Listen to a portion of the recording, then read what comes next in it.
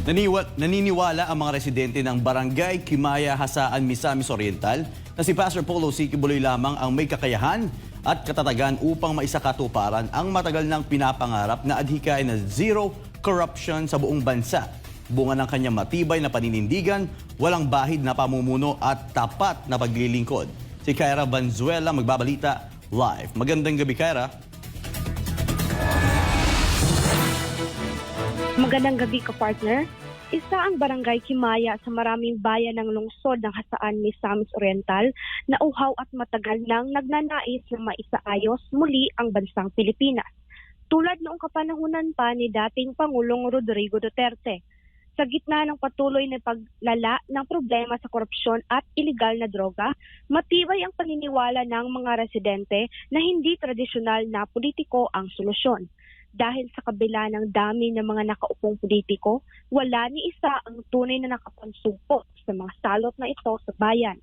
Ngayon, higit kailanman, isang tunay na lider ang kinakailangan ng bansa.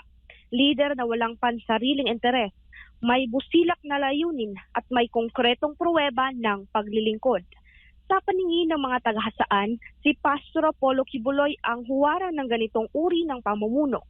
Isang lider na hindi kailanman tinalikuran ng interes ng sambayanang Pilipino at ng inang bayan.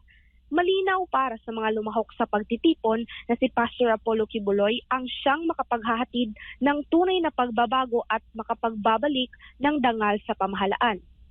Ayon sa isang taga-suporta, higit na kailangan ng Pilipinas ang mga pinunong may takot sa Diyos, sapagkat sila ang siguradong hindi magtataksil sa tiwala ng taong bayan at hindi gagalawin ang kaba ng bayan para sa pansariling kapakinabangan.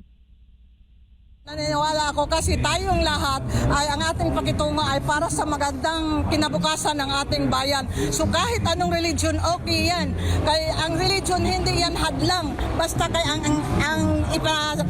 iparating natin ay para sa ating Panginoon. So dapat mag-isa-isa tayo para sa ating sambayan ng Pilipino at maayos ang pakitungo sa ating bansa. So nangkampanya ako sa lahat ng mga Pilipino na dapat isulong natin at iboto natin ang lahat nga kaalyado ni Kibuloy at sa mga kaalyado lahat ng PDP laban. So go, go, go!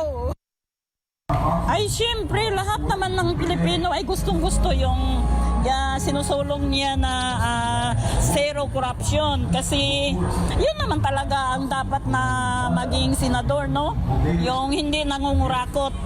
Saka ako tiwalang-tiwala talaga ako kay Pastor Kibuloy. Para sa akin, no? Regardless sa religion, kahit sino pwedeng mamuno as long as mabuting tao siya. Kaya si Pastor Kibuloy, kahit maging presidente siya, gusto-gusto ng mga tao yun kasi mabuting tao siya. Mahigit 2 linggo na lamang ang natitira bago ang halalan.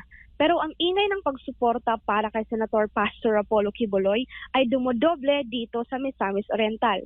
Mula rito sa Hasaan, Misamis Oriental, ako si Kyra Valenzuela, ang inyong citizen correspondent, nagbabalita para sa Diyos at sa Pilipinas kong mahal. Maraming salamat, Kyra, sa iyong live report.